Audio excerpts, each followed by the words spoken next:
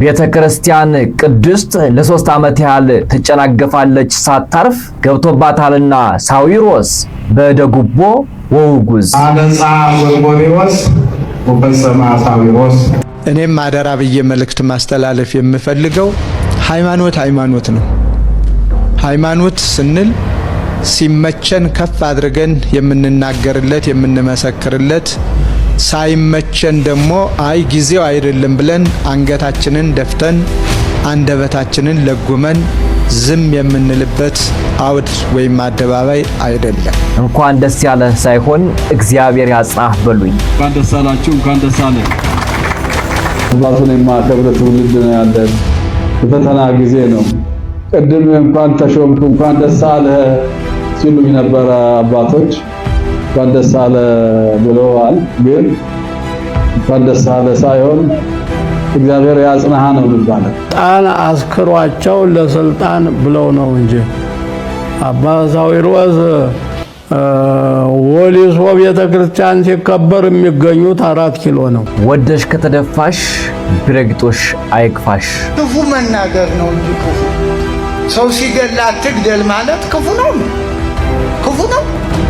ፖለቲከኞቹ እረፉ። እናንተ የምትሮጡት ለህዝብ እንዳልሆነ እናውቃለን። ለራሳችሁ ጥቅምና ለራሳችሁ ስልጣን ነው። ይሄው ስልጣን ኑራችሁ ምንም ያላደረገላችሁትን ህዝብ አሁን ስልጣን በምትለቁ ጊዜ የምታጋድሉትን አቁሙ ብለን መናገር መቻል አለብን። ስለዚህ ቤተክርስቲያን አሁንም ቢሆን ተደማጭነቷ በማህበረሰቡ ዘንድ ከፍተኛ ነው።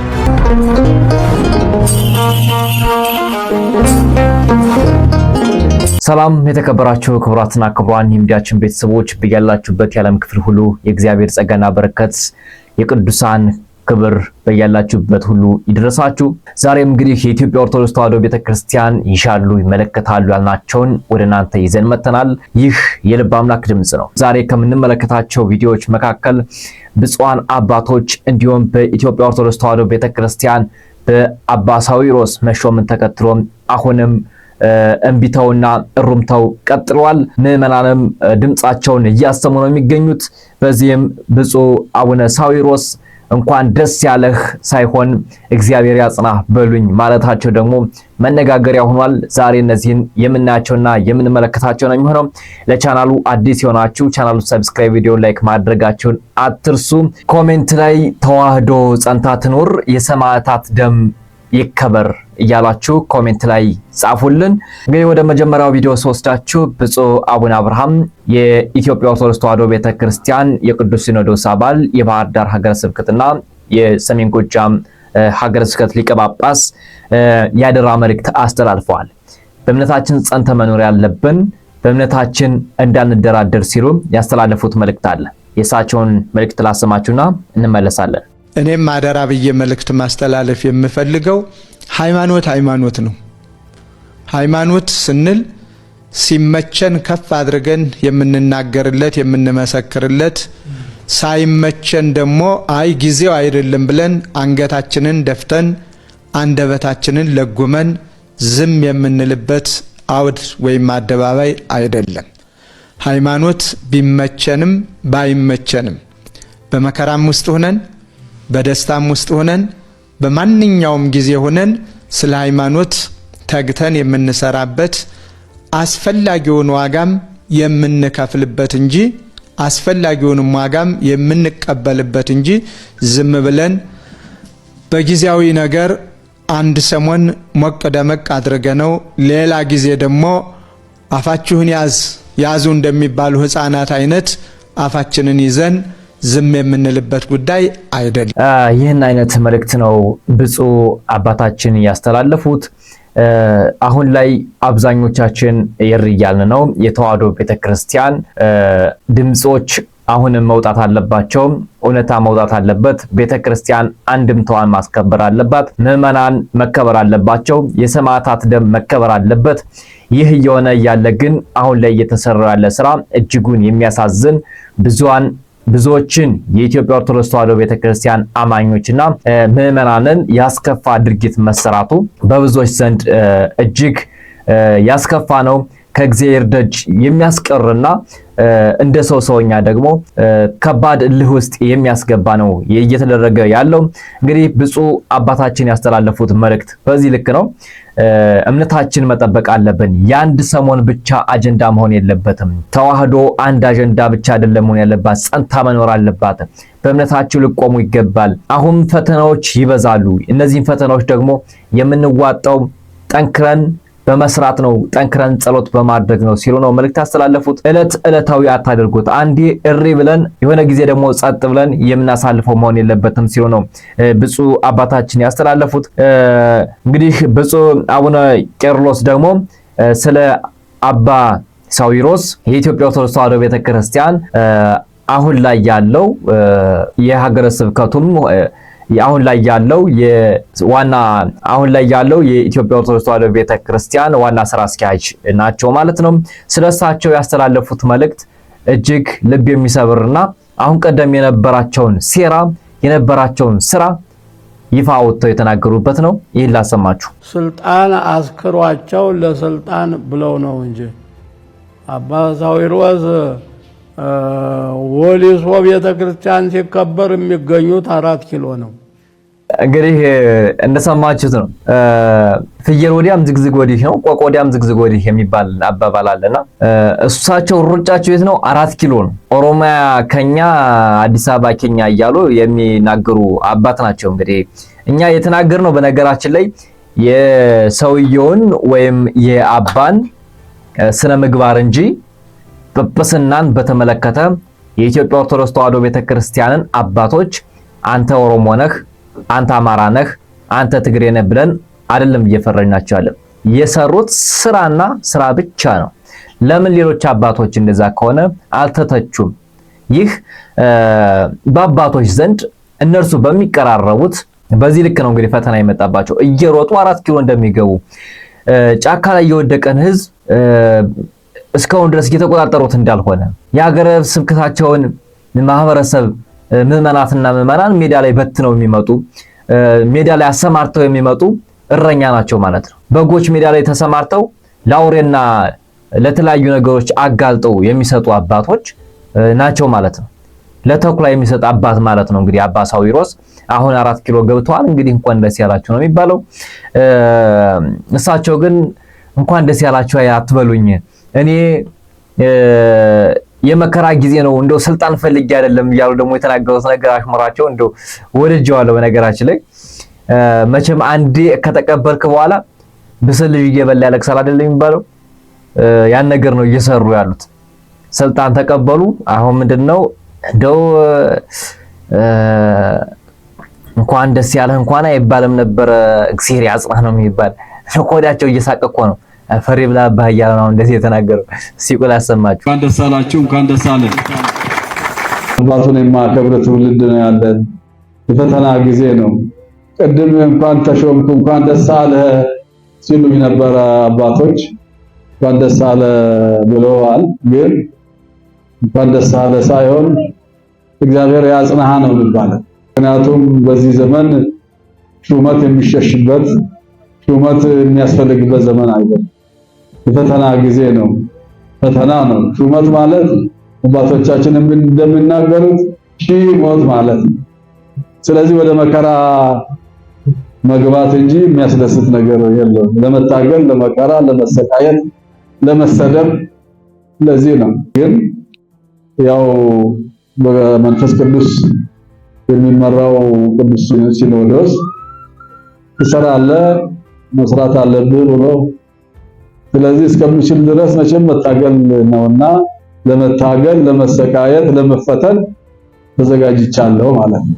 አባቱን የማከብር ትውልድ ነው ያለን።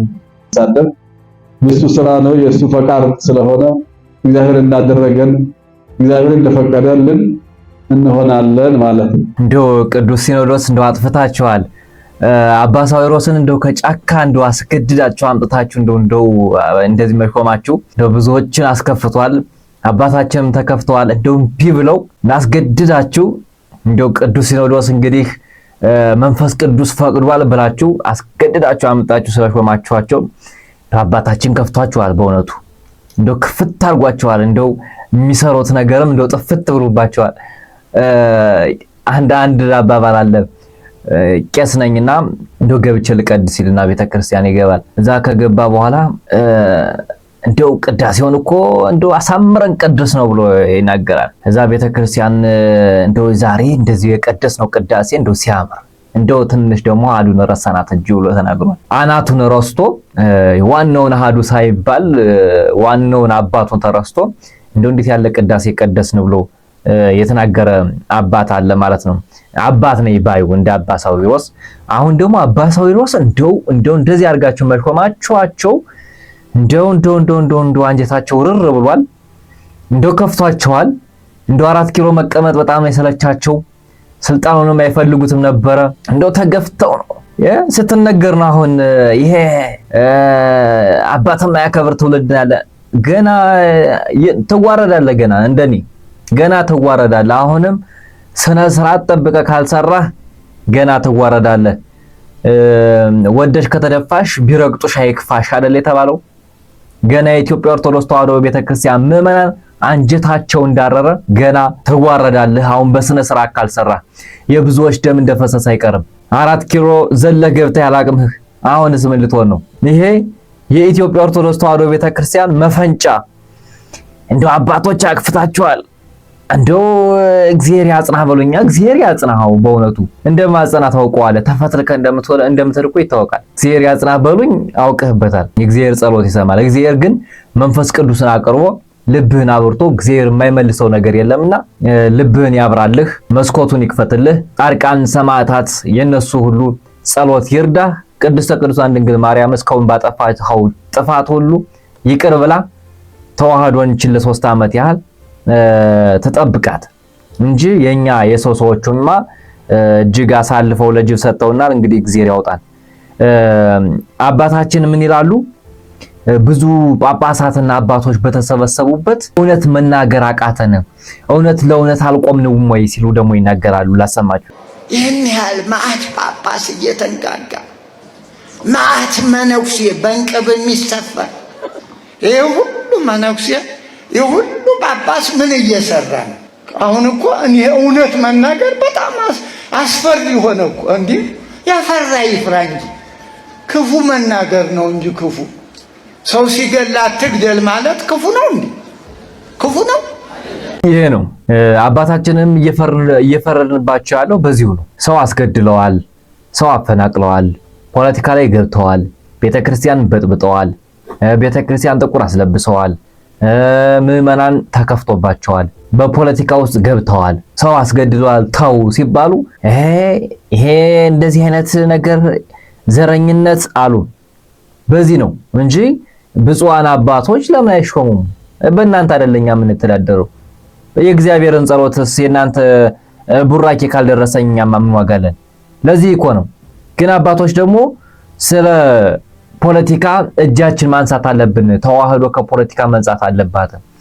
ከመንግስት ጋር ያላት ንክኪ መላቀቅ አለባት። መንግስትና ሃይማኖት የሚያገናኘው ነገር የለም። ቤተክርስቲያን ሀገር ናት። መስራቿ ሀገር ናት። ቋንቋ የምታስተምር ፊደል ያላት የራሷን የቻለ ስትራቴጂ ያላት ቤተክርስቲያን ናት እና ከመንግስት ጋር የሚያገናኛት ነገር የለም። ስለ ሀገር የምትጸልይ ቤተክርስቲያን ናት። ቤተክርስቲያን መከበር አለባት ነው። ስለ ፖለቲካ የተባለውን እስኪ ብፁዕ አቡነ ጴጥሮስ ላሰማችሁ። ፖለቲከኞቹ እረፉ። እናንተ የምትሮጡት ለህዝብ እንዳልሆነ እናውቃለን። ለራሳችሁ ጥቅምና ለራሳችሁ ስልጣን ነው። ይሄው ስልጣን ኑራችሁ ምንም ያላደረገላችሁትን ህዝብ አሁን ስልጣን በምትለቁ ጊዜ የምታጋድሉትን አቁሙ ብለን መናገር መቻል አለብን። ስለዚህ ቤተክርስቲያን አሁንም ቢሆን ተደማጭነቷ በማህበረሰቡ ዘንድ ከፍተኛ ነው። ህዝቡ ያምናል። አማኝ ማህበረሰብ ነው። እኔ እንደ ኢትዮጵያ ያለ የተባረከ ቂም የማይዝ የተባረከ ህዝብ አላየሁም። አሁን ይሄ እኮ ግጭቱ ፖለቲከኞቹ ጸጥ ቢያደርጉት 2 ቀን 3 ቀን እንኳን አይቆይም። ጸጥ ነው የሚለው። ምዕመናኑ እስበሳቸው ይገናኛሉ።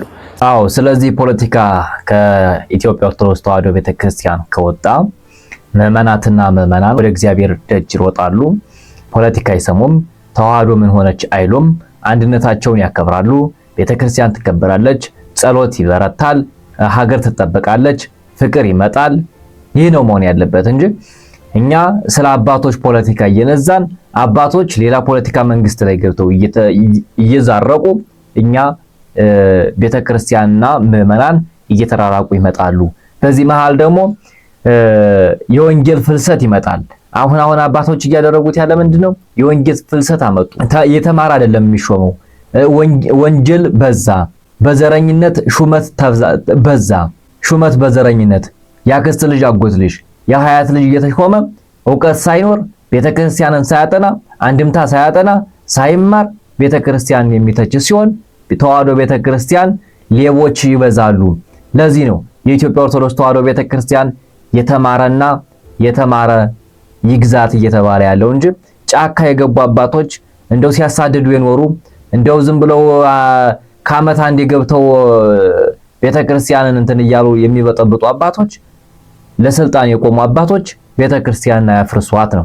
ከዚህ የተነሳ ታዲያ በኦሮሚያ ክልል አንዳንዶች አቡነ ሳዊሮስን ኦሮሞ ስለሆኑ ነው እንጂ እንደዚህ አታይቻቸውም ይላሉ። እኛ የኦርቶዶክስ ተዋህዶ ቤተክርስቲያን ዘር የላትም፣ ውልደት የላትም። ዘሯ መስራቿ ኢየሱስ ክርስቶስ ነው። ሀገሯም ሰማይ ነው። ምድር የዕለት መኖሪያዋ የዕለት ማደሪያዋ የኃጢአት መታጠቢያዋ ነው እንጂ የዘላለም ቤቱ አይደለም። ስለዚህ ኦርቶዶክስ ተዋህዶ ቤተክርስቲያን ዘር የላትም። ስለ ዘር የምታወሩ ሰዎች ኦሮሚያ ስለሆኑ አይደለም፣ አማራ ስለሆኑ አይደለም፣ ትግሬ ስለሆኑ አይደለም፣ ከየትም ይምጣ ከአንታርክቲካም ይምጣ ንጹህ ልብ ያለው የእግዚአብሔርን ደጅ ይቀበላል። ንጹህ ከሆነ የእግዚአብሔርን ቤት ይቀበላል ማለት ነው። ታዲያ ከዚህ ጋር ተያይዘው ምን ይላሉ? በአባ ሳዊሮስ አንመራም ያሉ ብዙዎች ወጥተዋል። ከዚያ መካከል አንዷን እህታችን ላሰማችሁ። እንደ አንድ ኦሮሞ ማለት ነው ይሄ ሰውዬ ሊመራን አይችልም። ምክንያቱም ያኔ ሻሸመኔ ስንት እህት ወንድሞቻችን ያስጨፈጨፈ ሰውዬ ነው። ስለዚህ እውነተኛ ሲኖዶስ ከሆነ ለምን ታዲያ አቡነ ናትናኤል አልተመረጡም? አቡነ ናትናኤል ኦሮሞ አይደሉ? ስለዚህ እሱን ለምን አልመረጣችሁም? በቃ ይሄ ሰውዬ አይመራንም። በቃ እኛ የትን ሂድ። በቃ ይኸው እንግዲህ ምስክራቸው እነዚህ ናቸው ማለት ነው። ብዙዎች እያለቀሱ ነው። ብዙ እህት ወንድሞቻችን አተናል እያሉ የተናገሩበት መልእክት ነው ይሄ ማለት ነው። ግን ደግሞ ለአባ ሳዊሮስ እንግዲህ መቼስ አንዳንዴ ስልጣን ሲሾም ማሽቃበጥ አለ አይደለ? እኔ እኮ እንደዚህ ብዬ ነበረ የሆነ ቦታ እንዲሰጣቸው ያሽቃበጡ አባቶች አሉ።